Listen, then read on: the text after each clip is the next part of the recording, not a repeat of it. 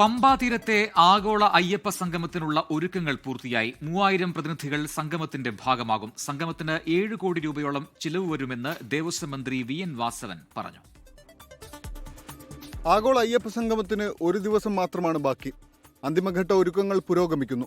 മുൻ പ്രധാനമന്ത്രി ഡോക്ടർ മൻമോഹൻ സിംഗിന്റെ പ്രിൻസിപ്പൽ സെക്രട്ടറിയായിരുന്ന ടി.കെ.എ. നായർ, മുൻ chief secretary doctor K. Jayakumar, മുൻ DGP ജേക്കബ് പുന്നൂസ് ഉൾപ്പെടെ വിവിധ സെഷനുകളിൽ പങ്കെടുക്കും. ഇവിടെ എത്തിച്ചേരുന്ന പ്രതിനിധികൾക്കെല്ലാം സഞ്ചാരയോഗ്യമായ പാത നേരത്തെ തന്നെ ഒരുങ്ങി, അവർക്കുള്ള ട്രാൻസ്പോർട്ടേഷൻ സൗകര്യം ഉറപ്പായി, അവർക്ക് അക്കോമഡേഷൻ ശരിയായിട്ടുണ്ട്, ഭക്ഷണ ക്രമീകരണങ്ങളായിട്ടുണ്ട്.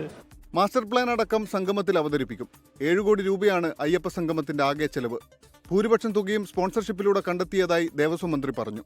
ആഗോള അയ്യപ്പ സംഗമത്തിന് പിന്തുണയുമായി ശിവഗിരി മഠം. സമ്മേളനം നടത്തുമ്പോൾ ആ സമ്മേളനത്തിൽ ഭക്തജനങ്ങൾക്ക് വേണ്ടിയാണ് എങ്കിൽ വലിയ ഭക്തന്മാരെ, പണ്ഡിതന്മാരെ പങ്കെടുപ്പിച്ചുകൊണ്ട് സമ്മേളനം നടത്തണം. കേരളത്തിലെ പ്രബുദ്ധരായ ജനത അയ്യപ്പ സംഗമം കൊണ്ട് ഉദ്ദേശിക്കുന്നത് എന്താണ് എന്ന് അവർ നല്ലവണ്ണം മനസ്സിലാക്കും. മുഴുവൻ പ്രതിനിധികൾക്കും താമസ സൗകര്യം, യാത്രാ സൗകര്യം ഉൾപ്പെടെ ക്രമീകരിച്ചിട്ടുണ്ട്. ശനിയാഴ്ച രാവിലെ 10:30 സംഗമം മുഖ്യമന്ത്രി ഉദ്ഘാടനം ചെയ്യും.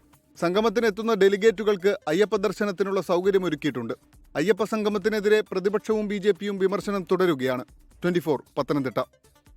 ലോകത്തെവിടെയായാലും ഏത് സമയത്തും 24 വാർത്തകളും ഓഗ്മെന്റഡ് റിയാലിറ്റി പാക്കേജുകളും എക്സ്പ്ലെയിനറുകളും വിശദമായി കാണാൻ ഞങ്ങളുടെ YouTube ചാനൽ നിങ്ങൾക്ക് സബ്സ്ക്രൈബ് ചെയ്യാം.